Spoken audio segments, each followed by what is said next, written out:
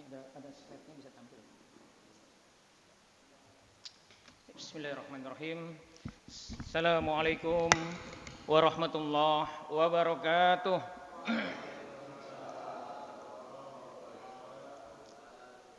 Alhamdulillah. Alhamdulillahilladzi khalaqal mauta wal hayata liyabluwakum ayyukum ahsanu amala.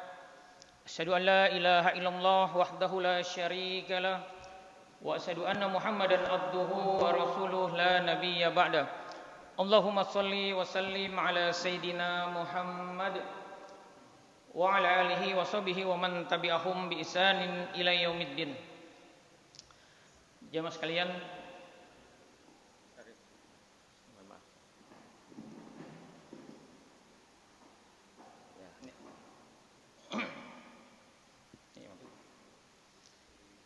jamaah sekalian, untuk berkahnya acara kita bermunajat dulu kepada Allah agar Allah memberikan keberkahan, pemahaman kepada kita dan memudahkan kita untuk mengaplikasikan apa yang kita pelajari pagi hari ini.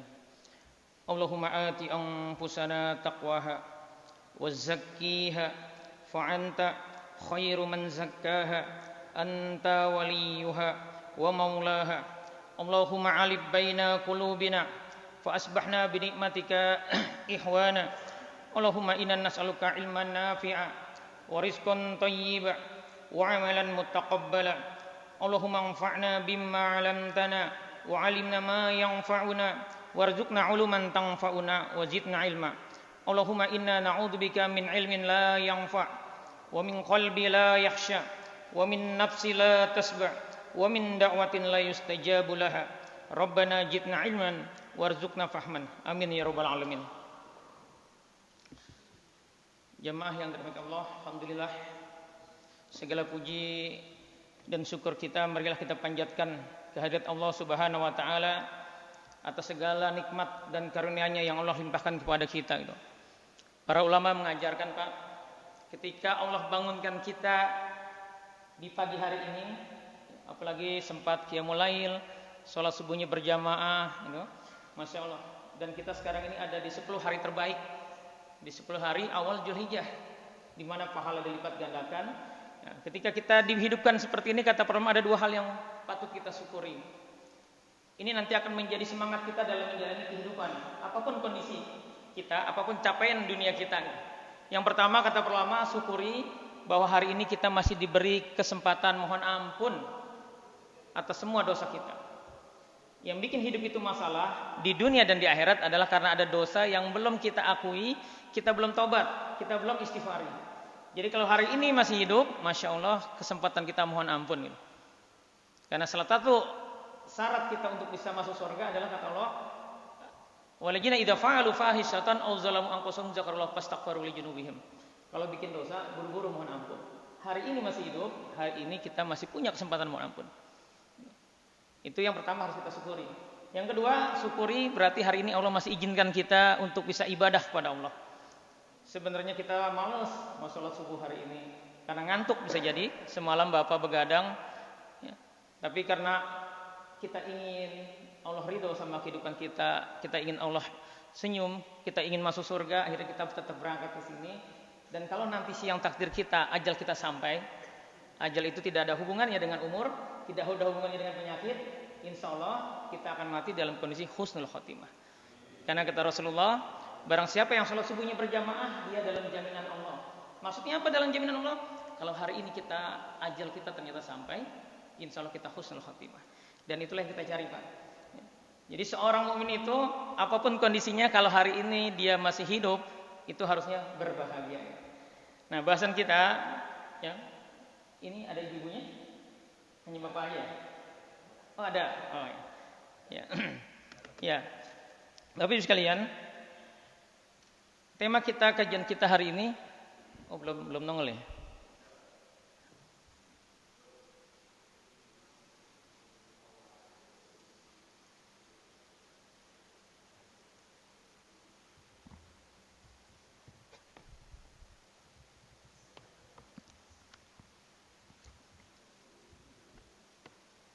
Apa karena nggak kedetek atau?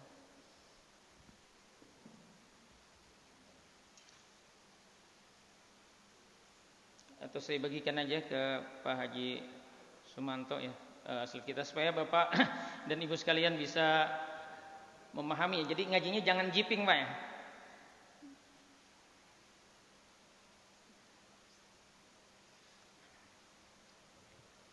Iya, karena saya nggak punya HDMI.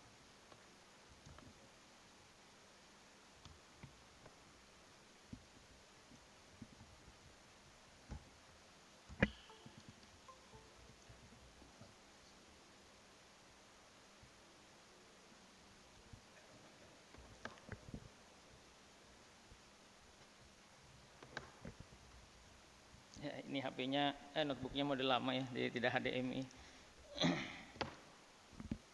Ya, saya sudah kirim ke Pak Haji Sumanto.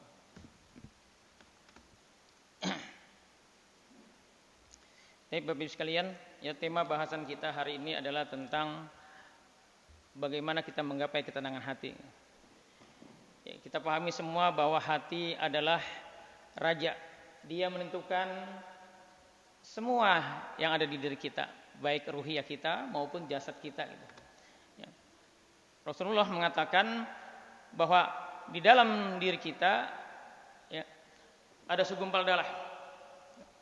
Wala Rasulullah sallallahu alaihi wasallam, ala wa inna fil jasadi mudghah, idza salahat salahal jasadu kullu wa idza fasadat fasadal jasadu kullu, ala wa hiya qalb. Ingatlah bahwa di dalam jasad itu ada segumpal darah, ada segumpal daging. Jika ia baik, maka baik pula seluruh jasad. Tapi jika ia rusak, maka rusaklah seluruh jasad. Katakanlah bahwa dia adalah hati.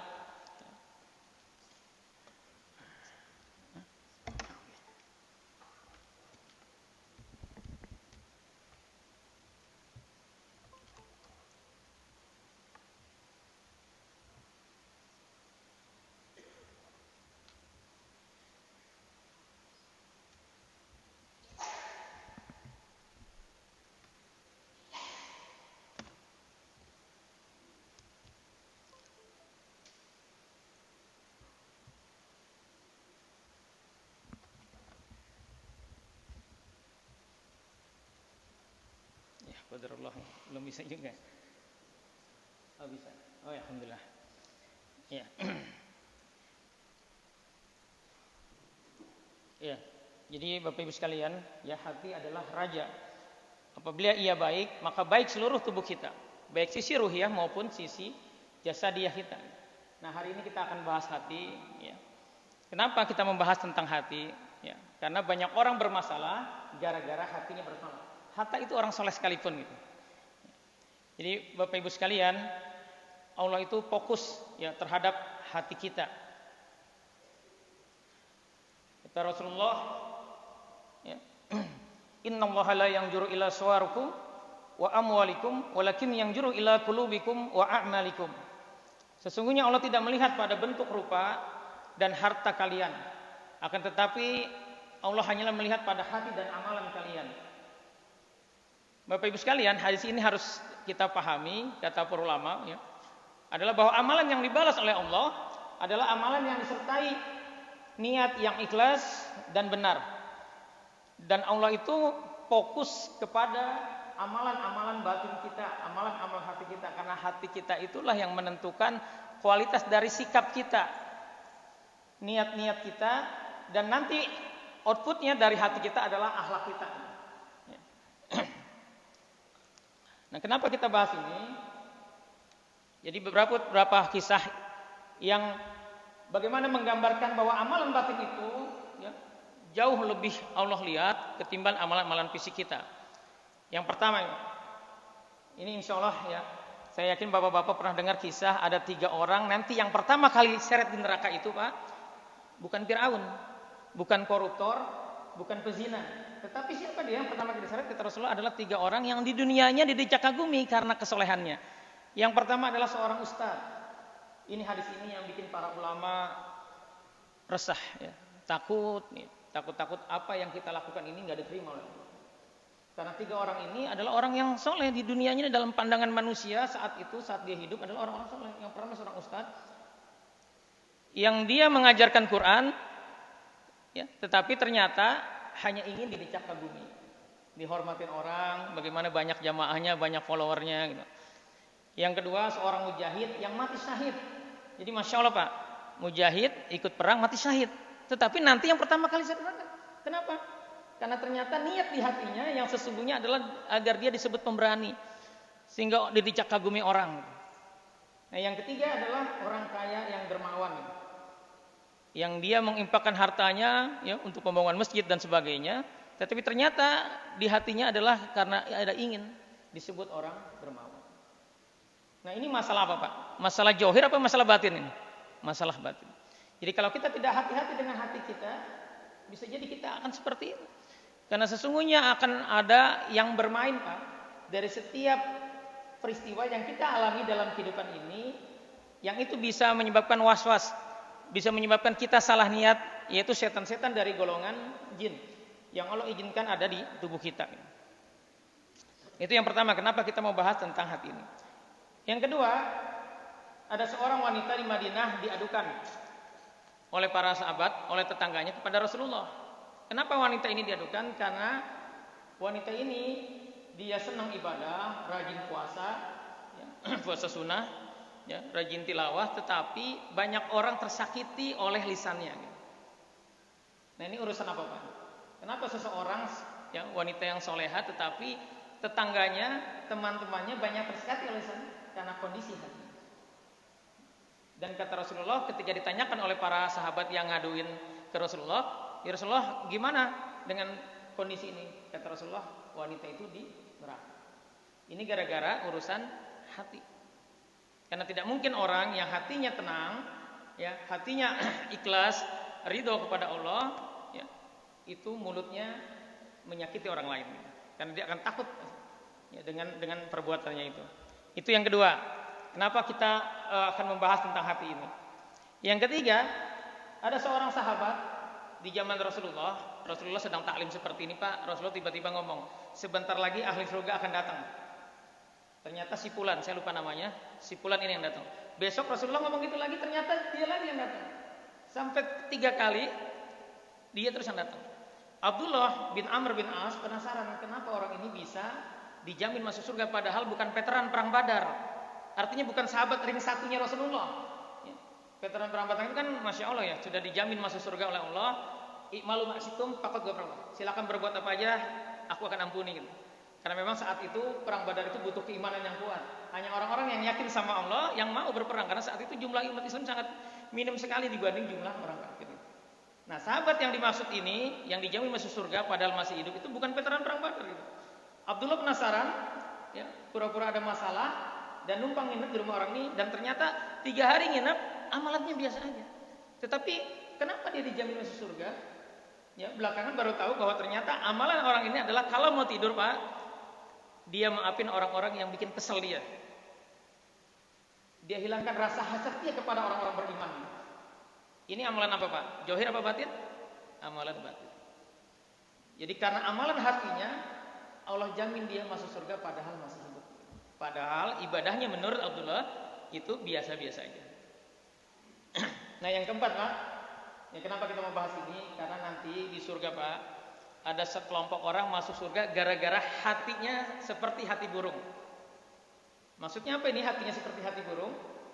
Kata para ulama, ya, menafsirkan tentang kalimat Rasul ini, hatinya seperti burung adalah karena hatinya yakin kepada Allah. Karena hatinya lembut. Kita lihat burung darat, ya. Itu kan jinak ya. Dia tidak takut. Ya. Nah, orang-orang beriman itu hatinya lembut, dia baik kepada siapapun. Nah, yang kedua yang dimaksud dengan hati burung ini adalah dia takut kepada Allah. Takut, ya. Kalau berbuat dosa sama Allah takut. Dan yang ketiga kata ulama, dia bertawakal kepada Allah. Dia maksimalkan ikhtiar terkait hasil dia serahkan kepada Allah. Jadi tawakalnya tinggi kepada Allah. Nah, ini urusan apa Pak? Hati seperti burung ini adalah urusan batin. Dan ternyata penelitian juga Pak, kenapa kita penting ya mengenali kondisi hati kita? Karena ternyata dampak penyebab orang sakit itu bukan karena kurang gizi, bukan karena apapun gitu. Nah kita lihat ini penelitian, katanya penelitian dari profesor di Jepang terkait kenapa seseorang itu bisa sakit. Jadi penelitian ini menyimpulkan bahwa penyebab terbesar itu adalah faktor spiritual. Jadi kalau bapak ibu sholat subuhnya senantiasa berjamaah, insya Allah sehat. Yang penting tadi hatinya tenang. Kan yang repot kalau kita tadi seperti wanita di Madinah yang diadukan oleh tetangganya, dia solehat tetapi hatinya nggak tenang, sehingga akhirnya kurang kerjaan, ya banyak ucapan-ucapan dia yang menyakiti hati orang lain. Kalau hati kita tenang, insya Allah kita sehat. Ya, apalagi kalau sering ikut kajian, karena salah satu manfaat ikut kajian kata Rasulullah adalah diturunkan ketenangan di hati kita. Gitu. Jadi sesungguhnya salah satu tempat untuk mengistirahatkan hati kita, membuat dia menjadi jernih lagi adalah dengan sering-sering hadir dalam kajian. Nah kita lihat nih Pak, faktor spiritual 50%, faktor psikis 25%, faktor sosial 15%, dan fisik itu hanya 10%. Nah, pertama penyakit mah. Jadi penyakit mah ini bukan hanya karena kesalahan pola makan, tapi justru didominasi oleh stres. Ya nanti kita bahas kenapa seseorang itu bisa stres. Yang kedua, hipertensi. Ya. Jadi penyakit ini bukan hanya diakibatkan oleh terlalu banyak konsumsi makanan yang asin, tetapi lebih dominan karena kesalahan mengelola emosi. Yang ketiga, penyakit kolesterol tinggi. Bukan hanya diakibatkan oleh makanan berlemak, tetapi rasa malas berlebih yang lebih dominan menimbun lemak. Nah ini fenomena orang-orang zaman sekarang, ya apalagi anak muda Pak, mager. Tahu Pak mager Pak? Malas gerak, ya. Bisa 24 jam dia di depan laptopnya atau di depan HP-nya. Ya. Terus yang keempat, penyakit asma. Ini bukan hanya terganggunya suplai oksigen ke paru-paru, tetapi sering merasa sedih yang membuat kerja paru-paru tidak stabil. Salah satu ciri nih Pak, orang yang paru-paru bermasalah adalah dia akan kurus. Nah ini jadi bahan evaluasi juga Pak. Kalau istri kita kurus, jangan-jangan dia sedih Pak sama perilaku kita. Jadi menghabiskan banyak protein, ya, sehingga akhirnya dia sulit untuk gemuk ketika paru-parunya bermasalah. Yang kelima, diabetes. Bukan hanya terlalu banyak konsumsi glukosa, tetapi sikap egois dan keras kepala yang mengganggu fungsi pankreas. Jadi kalau ada di sini yang diabetes, coba dievaluasi sikap egois dan keras kepalanya. Ya. Terus penyakit liver. Ini bukan hanya kesalahan pola tidur, tetapi sikap seujon dan buruk sangka kepada orang lain yang justru merusak hati. Dan yang ketujuh, jantung koroner. Bukan hanya diakibatkan sumbatan aliran darah ke jantung, tapi karena jantung kurang merasakan ketenangan, sehingga akhirnya detaknya tidak stabil. Ya, jadi kita lihat Pak, ternyata faktor hati ini sangat menentukan. Jadi benarlah hadis Rasulullah bahwa hati itu sangat menentukan kualitas kehidupan kita. Nah, pertanyaan berikutnya adalah kenapa hati kita bermasalah? Yang pertama ya, karena ada dosa dan kemaksiatan. Jadi dosa dan kemaksiatan itu akan bikin hati kita senantiasa gelisah. Karena Allah katakan dalam surat Thaha ayat 124, ya, Bismillahirrahmanirrahim, wa man a'rada an dzikri. Barang siapa yang berpaling dari peringatanku, ya, jangan maksiat dia maksiat, ya, disuruh sabar dia enggak sabar, fa innalahu ma'isatun donka. Akan aku bikin dia, kata Allah, hatinya sempit, hatinya gelisah. Walaupun bisa jadi tabungannya banyak, hartanya banyak, tetapi gara-gara dia bikin dosa, bikin kemaksiatan kepada Allah, maka akhirnya jadi sempit hatinya. Jadi hati-hati Pak. Dan jangan sampai kita menjadi orang bangkrut nanti di akhirat gara-gara kita kalau di depan umum soleh, giliran sendirian maksiat. Nah godaannya laki-laki kan seperti itu. Apalagi di zaman sekarang yang sosial media luar biasa. Fitnah sosial media luar biasa sekali. Ya, kita lagi baca Quran, baca masyurat, lintasan-lintasan iklan itu kan sesuatu yang bisa berujung kepada kemaksiatan. Jadi kalau orang dia senang maksiat, bikin dosa, dan dosa-dosa orang-orang yang soleh seperti kita nih Pak nih, ya, yang insya Allah yang masuk dalam kategori orang soleh adalah dosa-dosa tersembunyi, ya, bermaksiat dikala sendirian. Ya. Yang kedua, kurang bersyukur.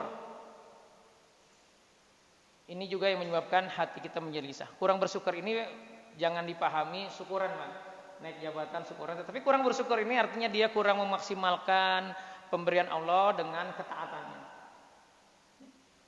Yang ketiga, banyak keinginan. Ini hati-hati nih.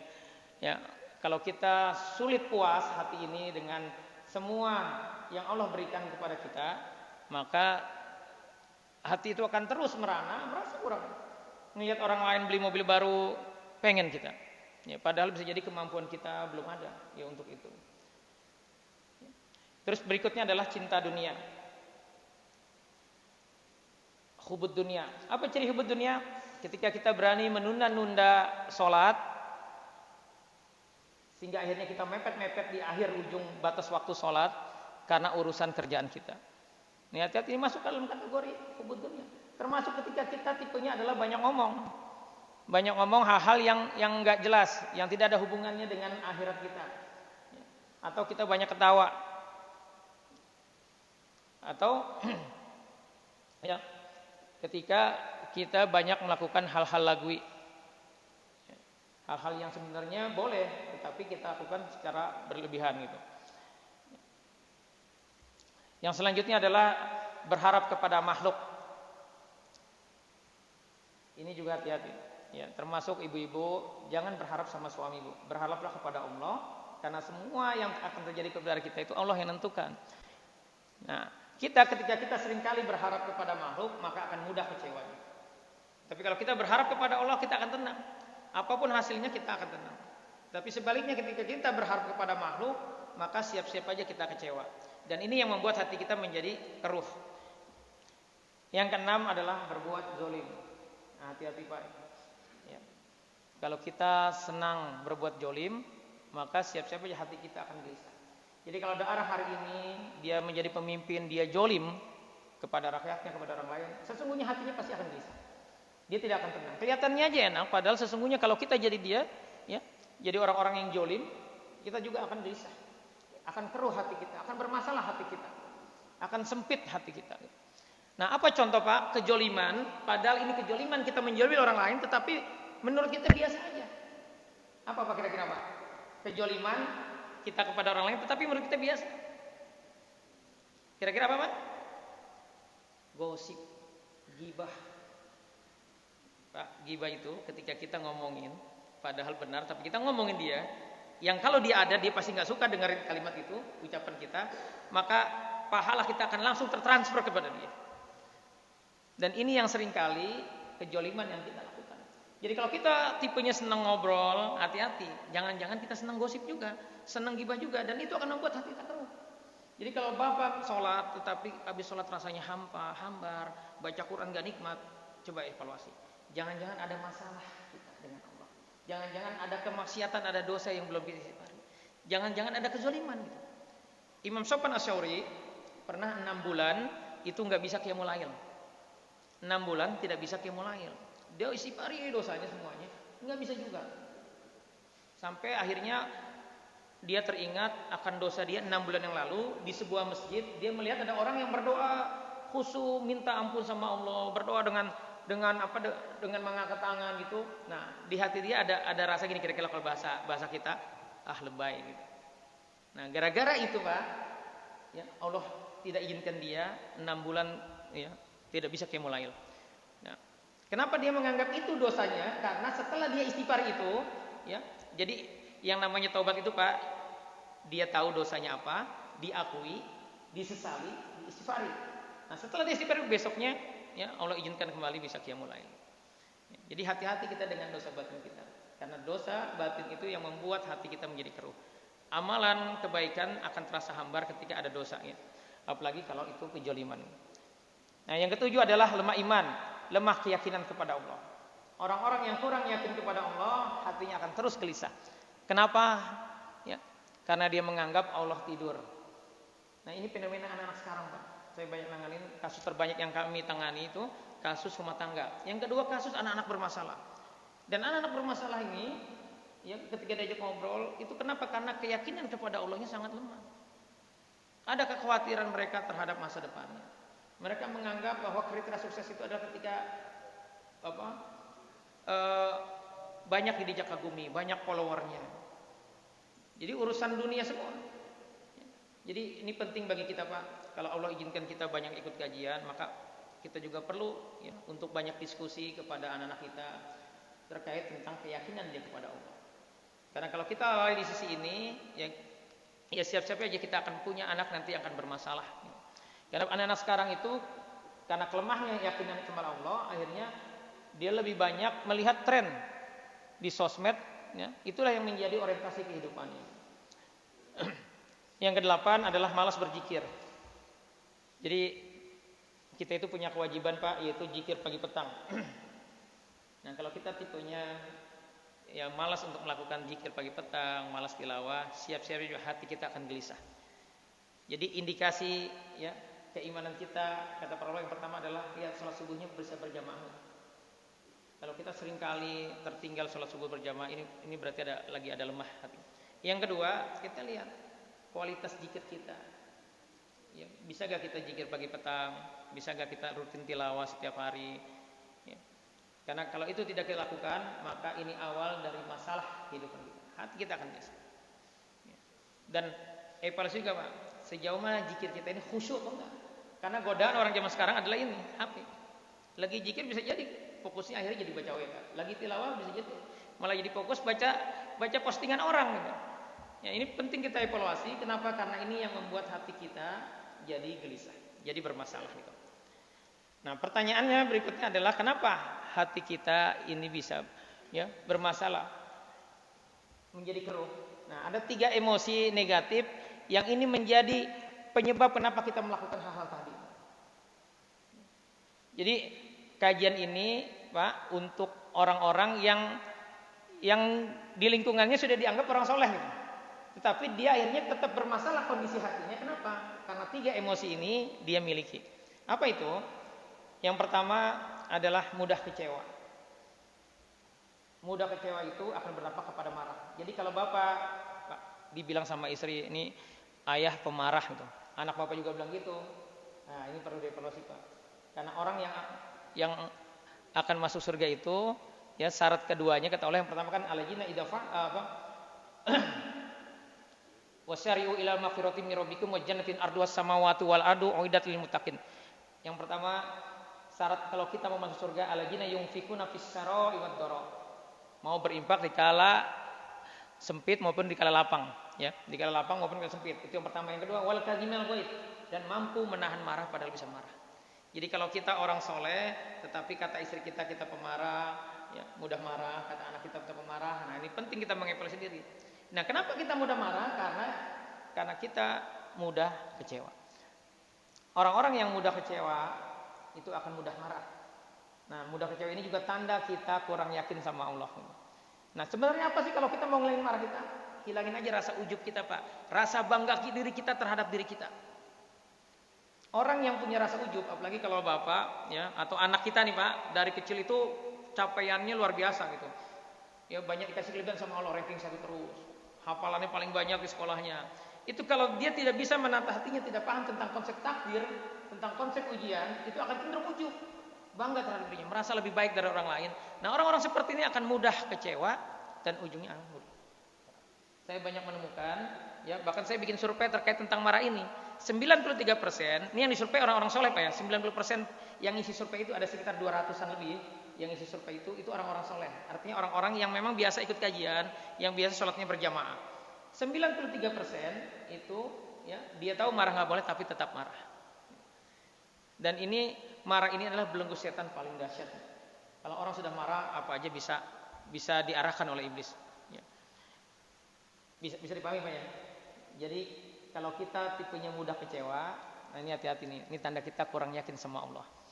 Karena dalam hidup ini tidak ada yang kebetulan. Ini emosi yang pertama.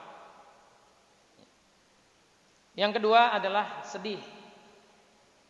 Nah, kalau marah ini, Bu, kebanyakan Bu bapak-bapak, Bu. Tapi kalau sedih ini kebanyakan ibu-ibu. Ya. Jadi kalau di survei, ya kebanyakan pemarah itu adalah laki-laki. Tetapi kebanyakan orang yang sedih itu adalah ibu-ibu. Nah, apa dampaknya kalau kita punya emosi sedih, menyimpan kesedihan, kita akan depresi. Nah, disinilah setan akan mengaduk perasaan kita, Pak. Jadi hati-hati dengan kesedihan ya. Kenapa? Karena sedih itu dilarang. Dan sedih itu ya akan berdampak kita akhirnya tidak menghargai nikmat-nikmat Allah yang lain. Ada contoh kasus bagus ini. Ada seorang ibu, ya beliau itu ya ustazah lah bisa dibilang ya, karena sering kali ngisi kajian. Tetapi ternyata kata anak-anaknya, mama pemarah gitu. Nah, informasi ini saya dapat dari suaminya. Ya, ketika dia silaturahim ke rumah saya, ya suaminya cerita bahwa kemarin pas Idul Adha malam takbiran itu seperti apa? Ada yang mau ngambil, ya seperti ada udah mau mati istrinya. Ya, tapi dilihatnya ada yang aneh gitu. Seperti orang kayak mau kesurupan. Akhirnya suaminya azan langsung lemes. Ya. Akhirnya dia cerita itu, terus saya tanya, oh ya suaminya bilang bahwa istrinya ini mudah sekali marah. Ya. Saya tanya, Bu, kenapa marah? Ya, saya nggak tahu, saya gelisah aja. Apalagi Ramadan ini saya benar-benar lemah kata dia gitu. Ya, maksudnya amal yominya lemah di Ramadan ini. Nah akhirnya saya tanya, ibu ada rasa ujub gak? Saya ujub apa gitu. Nah, akhirnya sampai pembicaraan dia cerita bahwa dia sedih. Kenapa? Karena 30 tahun punya rumah dan sekarang 3 tahun dia ngontrak. Kan gara-gara suaminya ditipu, akhirnya dia kehilangan rumah, 3 tahun dia ngontrak, dan dalam 3 tahun itulah dia simpan kesedihan. Padahal saya melihatnya itu nikmatnya begitu banyak. Dia punya anak yang masya Allah ya, ya secara capaian keduniaannya luar biasa gitu. Terus secara ketaatannya juga luar biasa.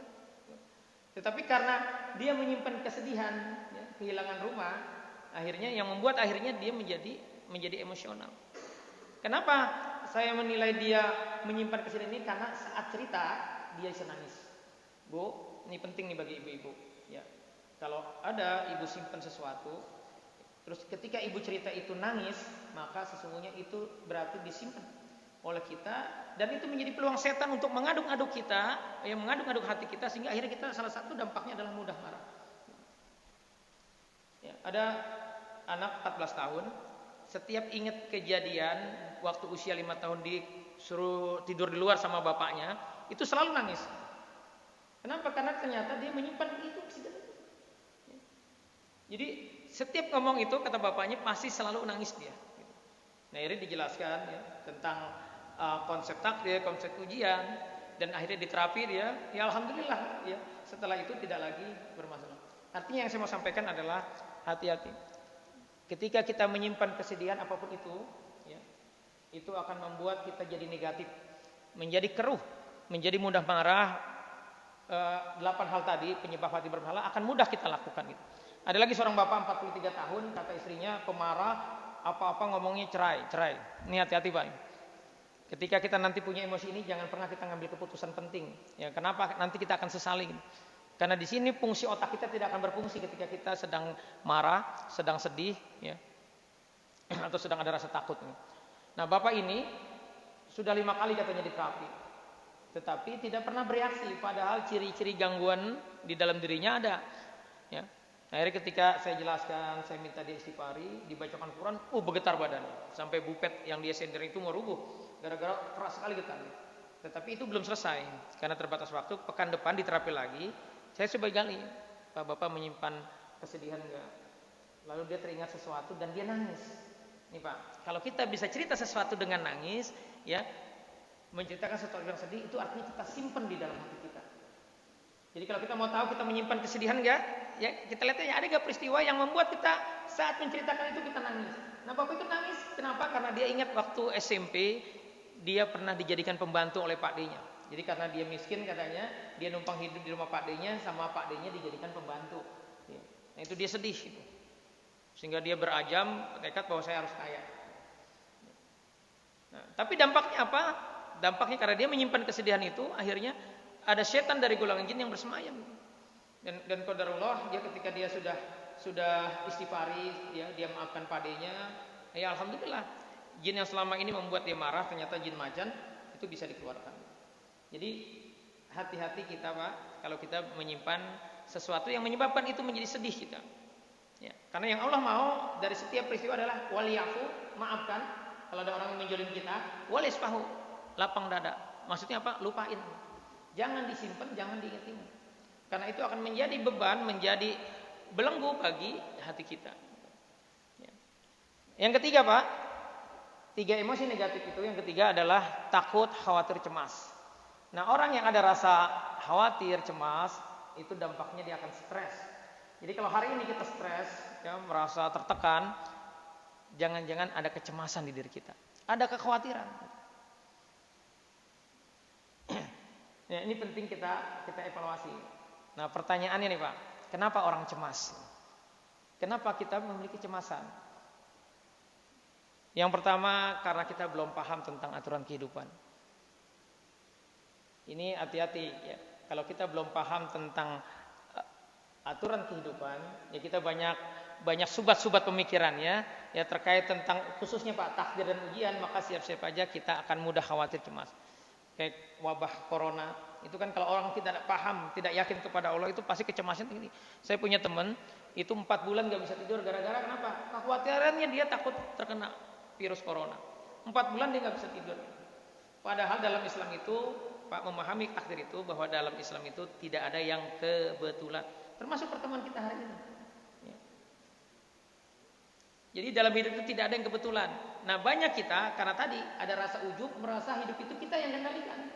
Padahal hidup itu Allah yang kendalikan. Makanya hati-hati dengan jargon we are what we think. Aku berdasarkan apa yang aku pikirkan. Kalau aku yakin bisa pasti bisa. Nah, begitu kan para motivator biasanya. Itu sebenarnya batil Pak kata para ulama. Kita itu berdasarkan apa yang Allah mau, Allah takdirkan kepada diri kita. Dan kita diminta apa? Ahsanu amal. Bersikap terbaik dari semua takdir yang terjadi. Nah orang-orang yang tadi ada rasa ujub, belum paham tentang takdir dan ujian, itu mudah kecewanya ketika dia mentargetkan 100, ternyata dapatnya 60 atau dapatnya 70. Tidak sesuai harapan, dia akan kecewa. Dan kecewa ini membuat akhirnya dia marah. Ya. Kalau dia seorang pimpinan, dia akan marahi timnya, kenapa nggak mencapai. Bahkan keluar kalimat kasar seringkali keluar dari lisannya. Itu sebenarnya kenapa? Karena ada rasa ujub. Karena dia belum paham tentang konsep takdir. Yang Allah mau adalah kita ahsanu amalan. Jadi memahami takdir ini Pak, bahwa dalam hidup tidak ada yang kebetulan. Kata Rasulullah, apa yang akan terjadi sama diri kita sudah tertulis 50.000 tahun sebelum langit dan bumi ini diciptakan. Dan kita diminta ahsanu amala. Kalau itu enak, kita bersyukur. Kalau itu tidak sesuai dengan harapan kita atau enak, kita diminta bersabar. Nah, kenapa orang cemas? Karena dia belum paham tentang bahwa hidup ini pasti diuji. Apalagi kalau kita berani-berani bilang ya kita ini beriman kepada Allah, maka Allah akan uji. Ya. Ahasiban nas ayatraku ayaqulu amanna wa hum la yuftanun. Banyak orang mengira kalau udah bilang yakin sama Allah, terus Allah diemin gitu enggak diuji, enggak. Kita itu akan diuji. Wala nabluwannakum bisyai'im minal khauf. Ya, aku akan pasti uji. Ya, orang itu dengan apa? Sedikit ketakutan. Ya. Minal khauf wal ju', kelaparan, wa naqsi minal amwal wal anfus, dengan kekurangan harta, kekurangan jiwa. Di sini maksudnya ada pemilik kita, saudara kita, keluarga kita yang meninggal. Itu ujian yang akan dirasakan oleh orang beriman.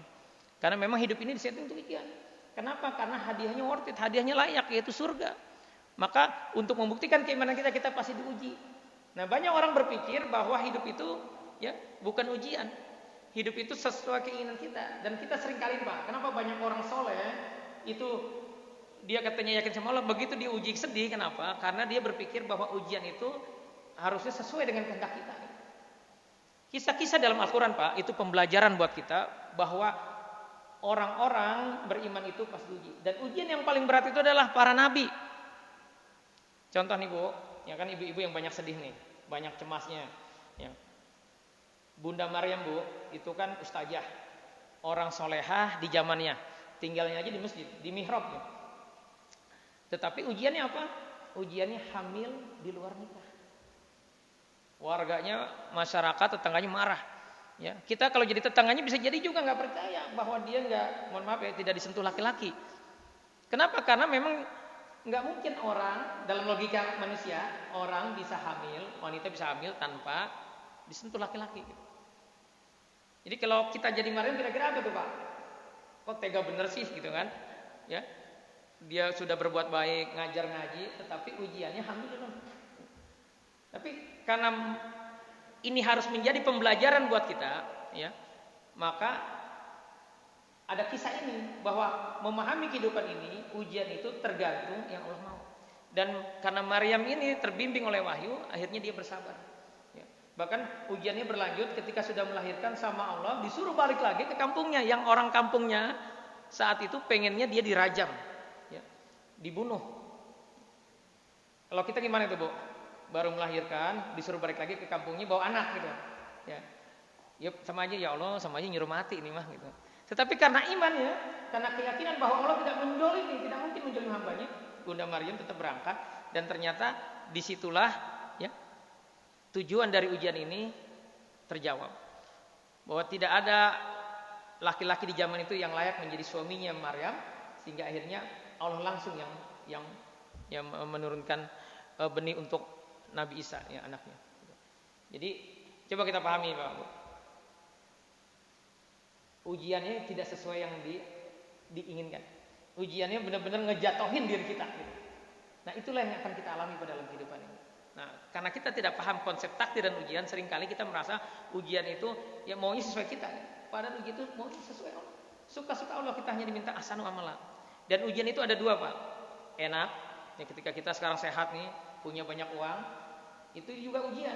Bersyukur nggak kita?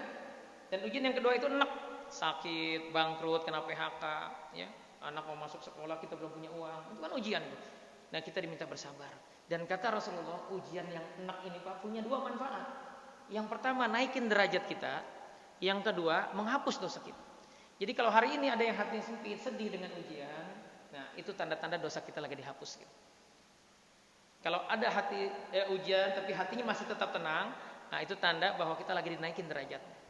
Jadi kalau bapak hari ini sempit, pusing, ibu-ibu ngomel sama anak gara-gara ada ujian yang sedang dihadapi, nah itu tanda lagi dihapus.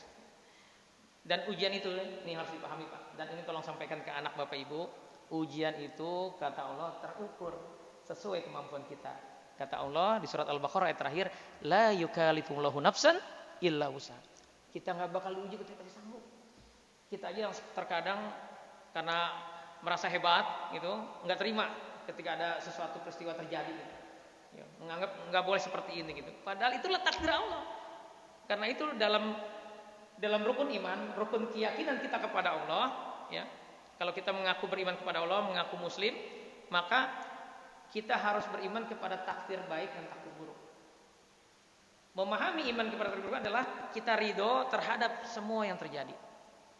Nah, kata kunci dari memahami takdir ini bahwa ujian itu pasti akan kita rasakan dan ujian itu pasti terukur.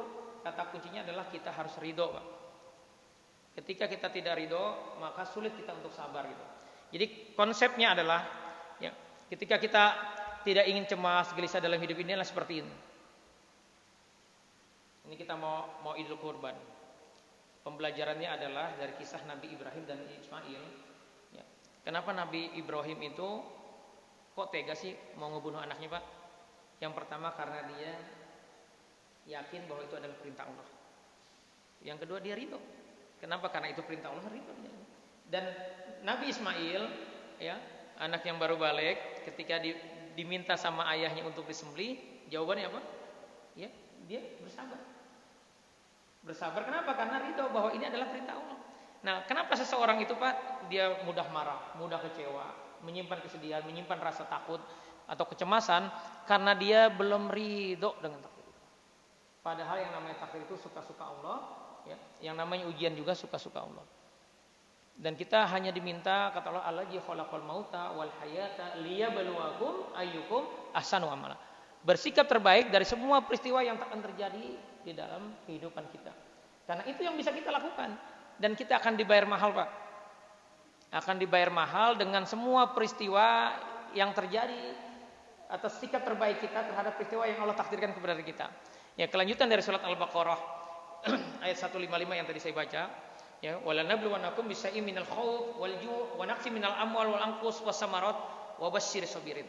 Kita pakai akan diuji dengan ketakutan, tapi berilah kabar gembira, kata Allah, kepada orang sabar. Siapa orang sabar itu?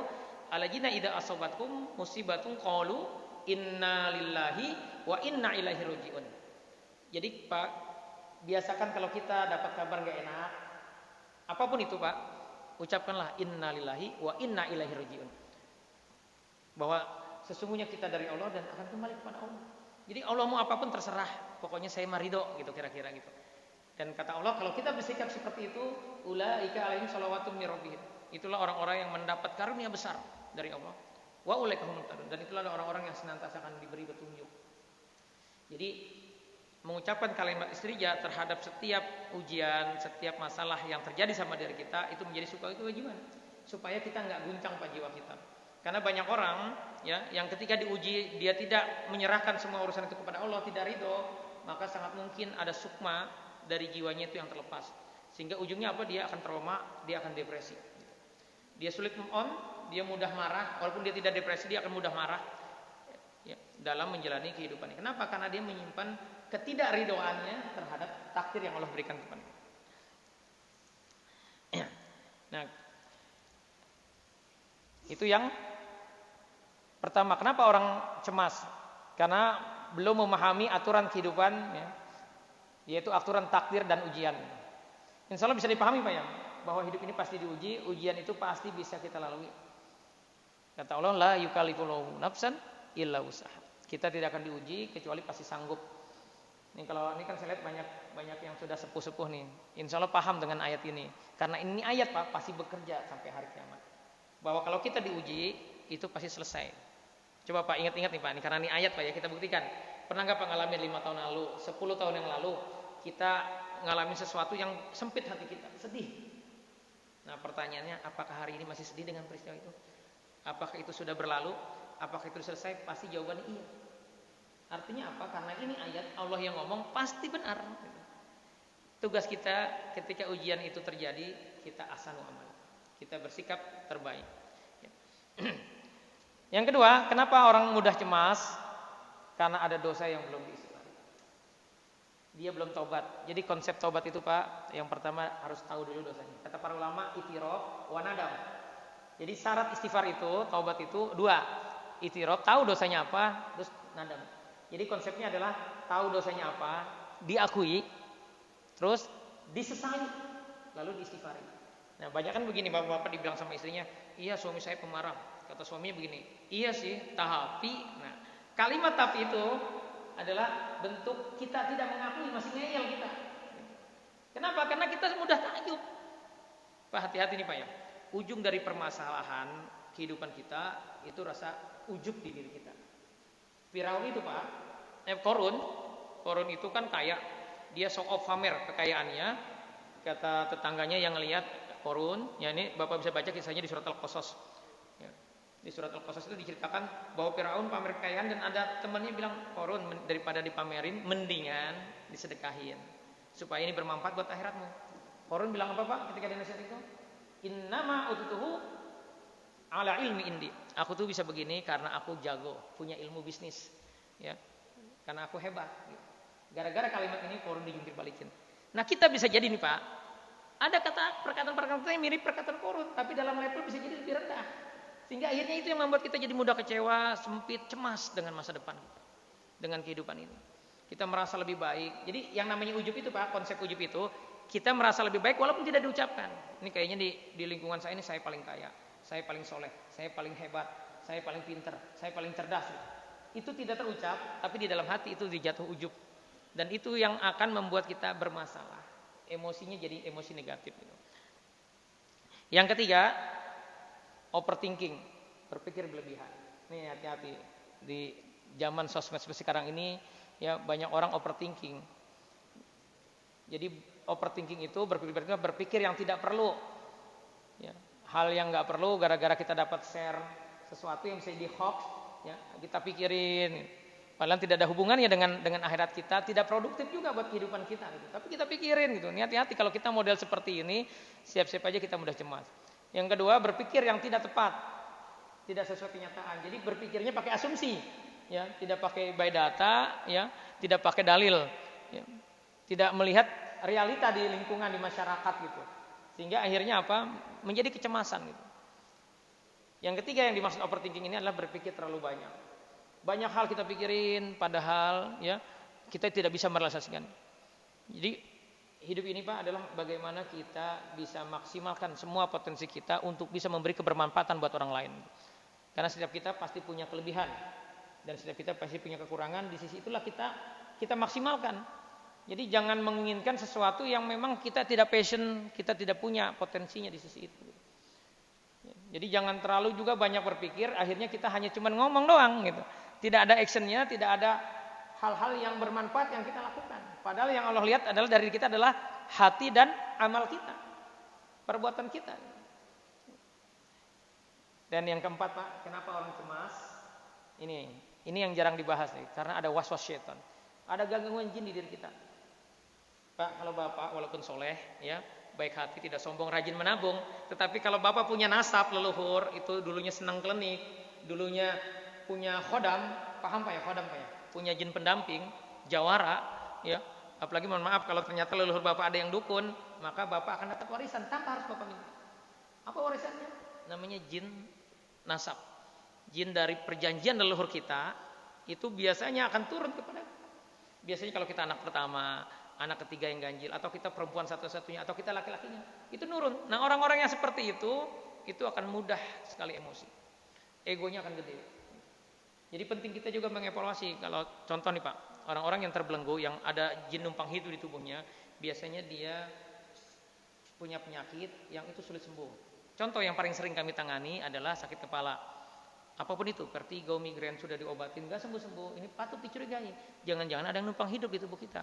Karena bagaimanapun Bapak berusaha untuk menghilangkan misalkan sifat marah, sedih, itu nggak akan bisa kalau jin itu masih ada di tubuh kita. Yang kedua, yang biasa kami temui adalah sakit mah. Kalau sudah diobatin, ya bertahun-tahun nggak sembuh juga, ini patut dicurigai. Jangan-jangan ada yang numpang hidup. Atau kita punya asma, ini juga perlu dicurigai. Atau kita punya alergi kulit, misalkan di sini, udah diobatin bertahun-tahun nggak sembuh-sembuh, nah ini patut dicurigai. Atau kalau di ibu-ibu, karena kata Ibnu Taimiyah ada fenomena namanya jin jatuh cinta. Kalau ciri orang yang ada jin jatuh cintanya Pak, itu kalau kita misalnya laki-laki itu ada jin perempuan yang senang sama kita, itu biasanya kita sering mimpi, ya sering mimpi didatengin perempuan. Bahkan sebagian, ya ini yang saya ngomong sebagian ini orang-orang saleh Pak, itu akan mudah terangsang untuk onani. Kenapa? Karena jin di tubuhnya itu akan minta jatah. Nah kalau di ibu-ibu ada jin laki-lakinya yang senang dengan kita, ya senang dengan ibu, maka ibu sangat mungkin akan punya keputihan, diobatin susah sembuh, haidnya sakit, haid tidak teratur, itu tanda-tanda. Jadi penting bagi kita Pak mengevaluasi, kalau hati ini seringkali kok kenapa mudah marah, kok keluarga kita, istri, anak menganggap kita atau tetangga menganggap kita orang yang egois, mudah marah, ya, atau kita tipenya mudah sedih, ya, menyimpan kecemasan, itu patut dievaluasi. Jangan-jangan ada yang numpang hidup di tubuh kita. Karena ketika faktor ini diabaikan, ya tidak menjadi sebuah solusi. Terapi Quran ini Pak ada dua aspek. Pertama aspek tawazun. Aspek tawazun itu aspek bagaimana menyeimbangkan subat-subat pemikiran kita, menghilangkan subat-subat pemikiran kita dengan konsep tawazun. Kan ada orang tadi salah bersikap ketika dia sedang diuji, dia milih sedih. Padahal sedih itu kata Allah dilarang. Wala tahinu, jangan merasa hina, jangan minder, wala tahzanu, jangan sedih kata Allah.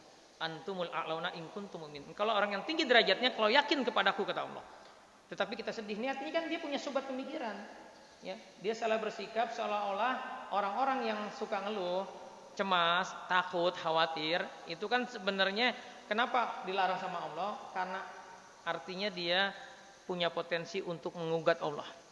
Seolah-olah Pak, seolah-olah Allah itu salah dalam menetapkan takdir kepada dirinya.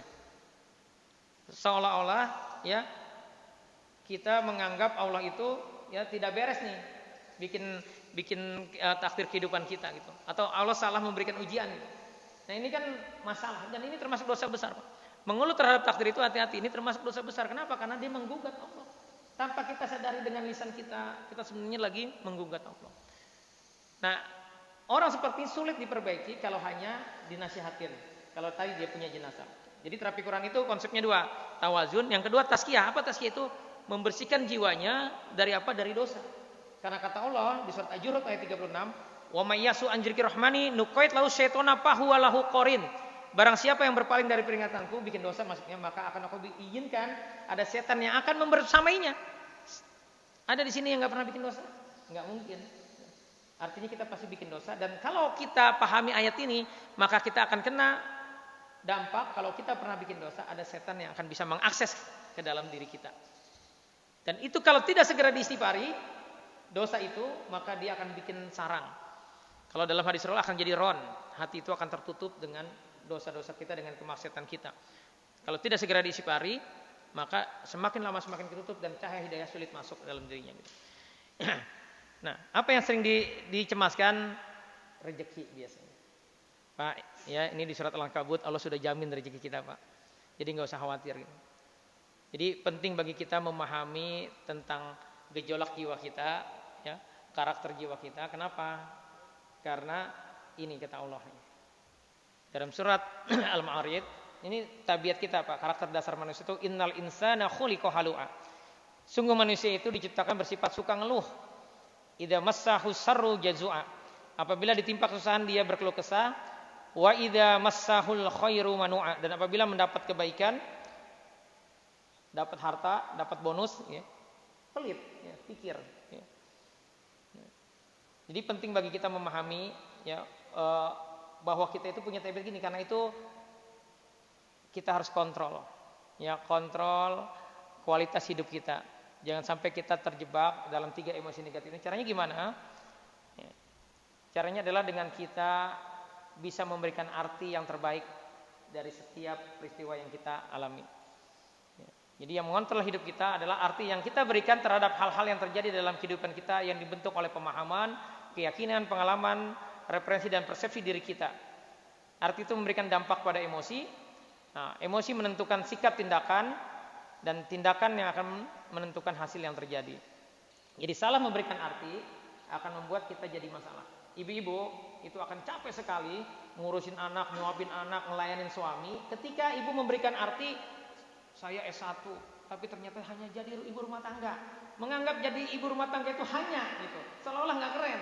Lebih keren kalau jadi wanita karir. Kalau pagi berangkat kerja dan yang cantik itu. Padahal ya saya banyak menangani orang-orang yang dia pengen sekali itu nggak kerja, tetapi karena tuntutan ekonomi keluarga terpaksa, ya, si ibu ini harus kerja. Jadi harusnya kita memberi arti ketika ibu ya punya anak, terus ibu melayani, nyuapin, itu masya Allah. Ya, apalagi ibu ngajarin baca, ya, ngajarin bisa baca, menulis, bisa baca Quran, itu kan jadi jariah yang luar biasa. Kitanya udah mati, pahalanya terus ngalir. Karena kata Rasulullah ada seorang PSK, ibu, ya. Itu diampunin dosanya gara-gara ngasih minum seekor anjing. Ngasih minum seekor anjing diampunin dosanya. Kalau nyuapin anak, bikinin kopi suami, itu pasti pahalanya lebih gede. Tapi gara-gara salah memberikan arti dari setiap aktivitas kita, akhirnya kita menjadi nggak semangat. Gitu. Bisa dipahami, Pak, ya? Ya. Nah, jadi bagaimana kita memberikan arti? Pertama nih, apa yang harus saya syukuri dari kejadian ini? Pasti ada hikmah dari setiap kejadian, tidak ada yang kebetulan. Lalu yang kedua, apa yang harus saya pelajari dari kejadian ini yang membuat saya jadi lebih baik, lebih kuat dan lebih hebat, ya.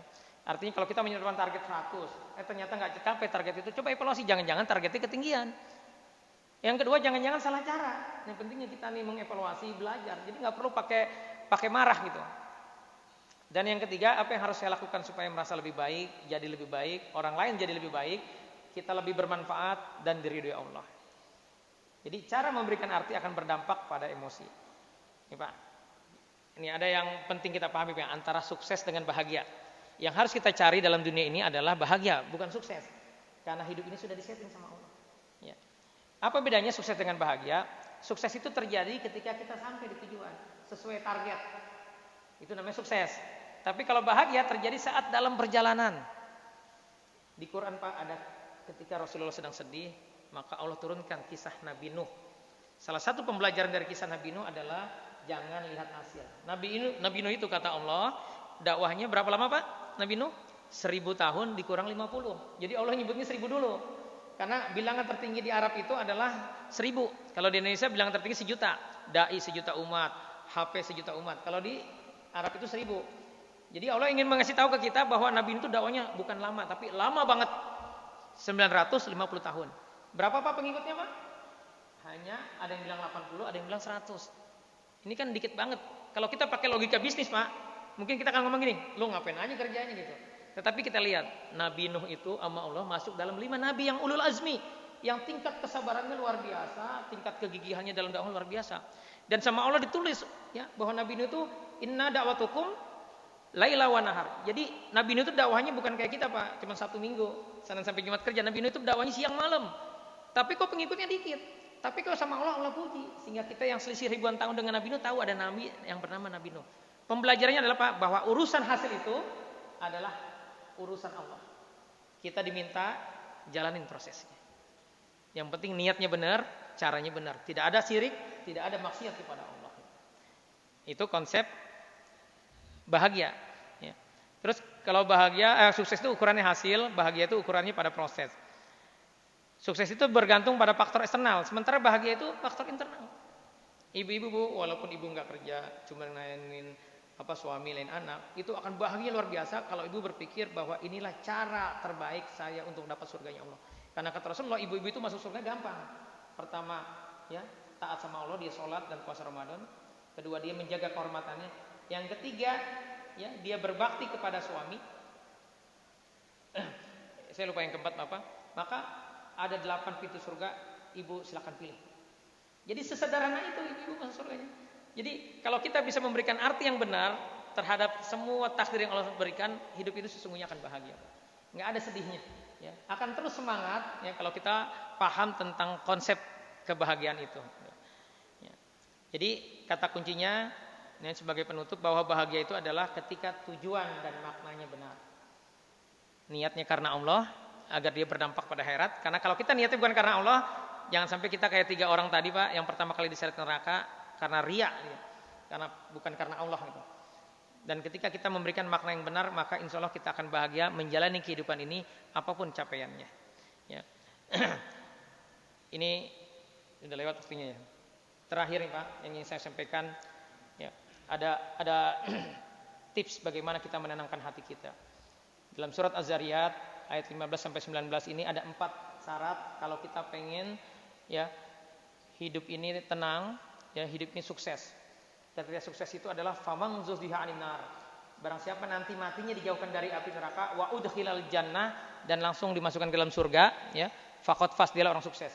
Jadi kriteria sukses itu bukan seberapa banyak capaian dunianya, tetapi ketika kita nanti mati enggak kena siksa kubur, matinya enggak masuk neraka dulu baru, tapi langsung masuk surga gitu. Ya, semoga kita dimudahkan itu. 4 syarat ini adalah yang pertama, innahum kanu qabla dzalika muhsinin. Senang berbuat baik, senang nolong orang gitu. Ya. Ada orang susahan, kita duluan nolongin. Jadi senang nolong orang itu ciri yang harus kita miliki agar kita bisa masuk surga. Ya. Senang berbuat kebaikan. Yang kedua, kanu qalilan minal laili ma yahjaun. Dan mereka di dunia sedikit sekali tidur, artinya dia melakukan gemar qiyamul lail. Ya. Berapa para ulama mengindikasikan Pak, kalau kita dalam seminggu tidak bisa qiyamul lail, itu tanda kita ada masalah Pak di hati kita. Sebagaimana tadi kisah Imam Sufyan Ats-Tsauri yang dia terhalang 6 bulan tidak bisa qiyamul lail gara-gara punya dosa batin gitu. Jadi pastikan Pak dalam seminggu itu minimal nih Pak, minimalnya 3 kali kita bisa qiyamul lail, itu minimalnya. Jangan sampai seminggu blos kita nggak melakukan qiyamul lail. Nah, kalau sudah sampai seperti itu kita evaluasi. Yang ketiga, wabil ashari ya, wabil asharihum yastaghfirun, dan selalu memohon ampun di waktu sebelum fajar ya, sebelum sholat subuh. Jadi kalau kita qiyamul lail Pak, sisakan 10 menit untuk kita doa. Apa doanya? Yang Allah ajarkan di surat Ali Imran adalah Rabbana innana amana faghfir lana dzunubana wa qina adzaban.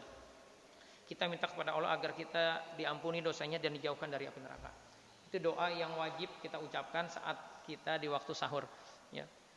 Jadi orang yang senantiasa dia istighfar, itu hatinya akan tenang. Karena sesungguhnya dosalah yang membuat seseorang itu menjadi gelisah, menjadi sempit hati. Yang terakhir, wa fi amwalihim haqqul lis-sa'ilin wal mahrum. Jadi yang keempat ini senang berinfak, senang sedekah. Ini Pak tips sederhana kalau Bapak hari ini sedih ya, atau Bapak sedih misalkan habis diomelin bos ya, atau bisnis gagal, supaya Bapak langsung move on, Bu, langsung move on Bu, langsung bahagia adalah sering-sering sedekah, sering-sering neraktir orang. Ya. Saya menyiapkan materi ini ya beberapa waktu yang lalu itu survei kepada orang-orang terdekat saya yang saya lihat dia senang berbagi. Saya bikin beberapa pertanyaan dan semuanya sama jawabannya Pak. Mereka itu senantiasa bahagia. Jadi orang yang senang memberi, senang berbagi itu hatinya akan bahagia. Jadi kalau hari ini sempit hati kita, ajak aja tetangga kita makan. Traktir, itu insya Allah langsung bahagia. Ya, ini sudah terbukti Pak. Dan ini adalah janji Allah bahwa orang-orang yang senang berinfak, senang sedekah, wala khaufun alaihim wala hum yahzanun. Enggak ada rasa takut di hatinya, enggak ada rasa sedih di hatinya. Baik, wallahualam shawab. Ada satu lagi. Ini doa yang harus kita amalkan nih Pak. Ya, ini penutup. Doa yang harus kita amalkan setiap pagi dan petang ya agar hati kita lapang. Ya, Allahumma inni a'udzubika min ilmin la yanfa. Ya Allah, aku berlindung kepadamu dari ilmu yang tidak bermanfaat. Wa min qalbi la yakhsha. Dan dari hati yang tidak khusyuk. Wa min nafsin la tashba, dan dari hati jiwa yang tidak pernah merasa puas. Dan yang keempat, wa min da'watin la yustajabu laha, dan dari doa yang tidak dikabulkan. Jadi sering dawamkan ini agar Allah ya memberikan kelapangan, kekhusyuan, kebahagiaan kepada kita. Wallahualam shawab, ya semoga bermanfaat ya. Dari saya cukup sekian. Billahi taufiq. Assalamualaikum warahmatullahi wabarakatuh. Waalaikumsalam warahmatullahi wabarakatuh.